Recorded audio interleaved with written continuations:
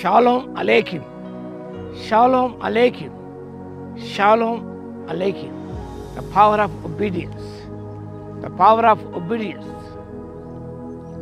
ఇదే ఒక శక్తి. The text is from the Gospel according to St. Luke chapter 5 verses 1 to 11. పరిశుద్ధ లూకా రాసిన సువార్త 5వ అధ్యాయము మొదటి 11 వచన సారాంశాన్ని మనం జ్ఞాపకం చేసుకుందాం. జాలరు వలలు దిగి కడుగుతున్నారు, వాళ్ళకి ఏమీ దొరకలేదు.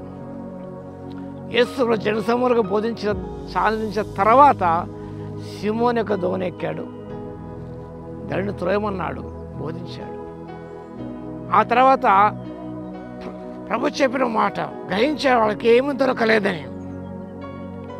నీవు దోణి లోతులు నడిపించి చేపలు పట్టుటకు మీ వల్ల వేయడని సిమోన్తో చెప్పగా launch out it the deep.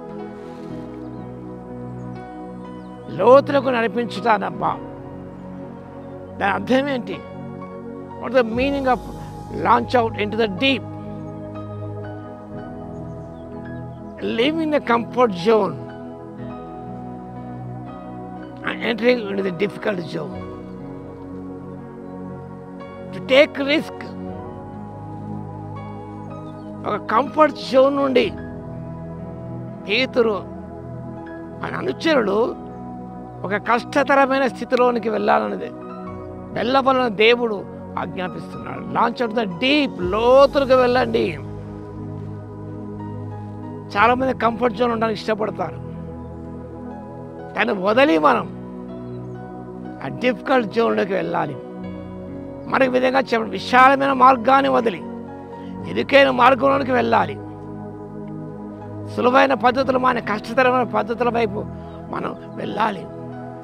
యేసు ప్రభు యొక్క జీవితం ఫిలిప్పీ పత్రిక 2వ అధ్యాయం 5 నుంచి మనం చదువుకున్నప్పుడు ఆయన హి left the comfort zone and lived amongst us. ఆ కంఫర్ట్ దేవునితో సమానంగా విడిచిపెట్టకుండా భాగ్యం. ఆ కంఫర్ట్ జోన్ దాన్ని వదిలి ప్రభు శ్రమను హత్తుకున్నాడు, శ్రమను ప్రేమించాడు. ఆ కష్టతరమైన డిఫికల్ట్ జోన్లోకి ప్రభు ప్రవేశించాడు. దాని ఫలితం అన్ని నామం కంటే పైనామముగా ఆయన నామాన్ని ఉంచాడు. అత్యధికంగా ప్రభుని హెచ్చించాడు. అంటే మనం ఉన్న కంఫర్ట్ జోన్ వదిలి డిఫికల్ట్ జోన్కి వెళ్ళడానికి ఇష్టపడాం. మనం అపోస్తలుడు పౌలు ఆ కంఫర్ట్ జోన్ వదిలి ఆయన శ్రమను హత్తుకున్నాడు. Transition from disappointment to action. వారు అతనితో ప్రయాసపడ్డారు, ఏమీ దొరకలేదు. His command to go fishing again, మళ్ళీ వెళ్ళాలి, లోతులు నడిపించాలి.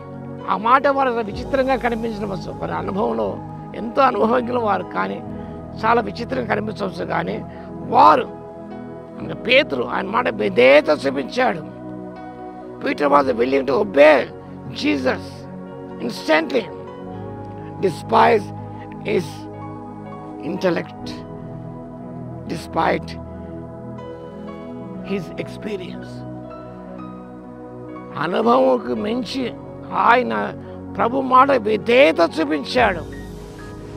Faith in Christ authority. ఈ move from self reliance to trust. స్వశక్తి మీద ఆధారపడి చేశాడు. అనుభవంతరంగా నుంచి రాత్రంతా ప్రయాసపడ్డారు. అనుభవం పనికి రాలేదు, వారికి జ్ఞానం పనికి రాలేదు, వారి శక్తి పనికి రాలేదు. కానీ వారు ప్రభు శక్తి ఆధారపడినప్పుడు వారు విస్తారంగా చేపలు పట్టగలిగారు. A shift from ordinary calling to an extraordinary ones. సాధారణ జీవితం అసాధారణ జీవితం వారు ప్రవేశించారు. విస్తారంగా చేపలు పట్టగలిగారు. ఎప్పుడైతే ప్రభు యొక్క ఆజ్ఞ విధేయత చూపించారో Peter destiny was change, Peter identity was changed, Peter's circumstances were changed. God gave new identity, a new calling. అదేమనగా ఇప్పటి నుంచి మనుషుల పట్ల జాగ్రత్తగా ఉంటారు. మీరు that is a new identity, new position. From fisherman to catching men. ఆ తర్వాత చదువు పుస్తకాలకి ఎన్ని ఆత్మను సంపాదించాడు ఆయన. విస్తారమైన చేపలు ఎలా పడ్డా విస్తారమైన ఆత్మను ఆయన సంపాదించగలిగాడు. చాలా గొప్ప విషయం. కానీ మన జీవితంలో కూడా ప్రభు మాటగా విధేయత చూపించినప్పుడు మనం ఎంతో ధన్యత దీవెన పొందగలుగుతాం. పుస్తక కార్యములు 2వ అధ్యాయం వాక్యములు గమనించినప్పుడు 41వ వచనం, ఆ దినమున ఇంచుమించు 3,000 మంది చేర్చబడ్డారు. After receiving power from above they could catch 3,000 men for God. Catching men, a different job, a new vocation, a new calling, a new identity, a new position in Christ.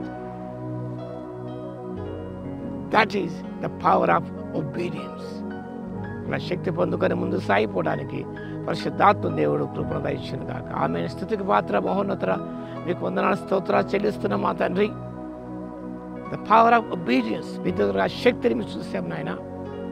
పేదలుగా జీవితం మారిపోయింది, ఆయన స్థానం మారిపోయింది, ఆయన స్థితిగతులు మారిపోయాయి. మనిషి పడ్డ జాలుగల పేరును పొందగలిగాడు. చేపలు పట్టే వృత్తి నుంచి ప్రభువా మనుషులను పట్టే వృత్తిలోనికి ప్రవేశించాడు. ఎంతో ధన్యత, ఎన్నో ఆత్మను సంపాదించగలిగాడు. అలా కృపను మాకి ఇవ్వగలందుకు స్తోత్రాలు చెల్లిస్తూ ఘనమైన మీ నామాన్ని కొనియాడుకుంటూ తండ్రి, వాక్యం ప్రతి బిడ్డ నూతనమైన కార్యాలు జరిగించమని యేసయ్య నామములో అడుగుతున్నాను తండ్రి. ఆమేన్. మన తండ్రి అయిన దేవుని యొక్క ప్రేమయు, మన ప్రభువును రక్షకుడైన యేసుక్రీస్తు యొక్క కృపయు, పరిశుద్ధాత్మ యొక్క అన్యోన్య సహవాసం మనందరికీ సదాకాలము తోడై ఉండును గాక. ఆమేన్.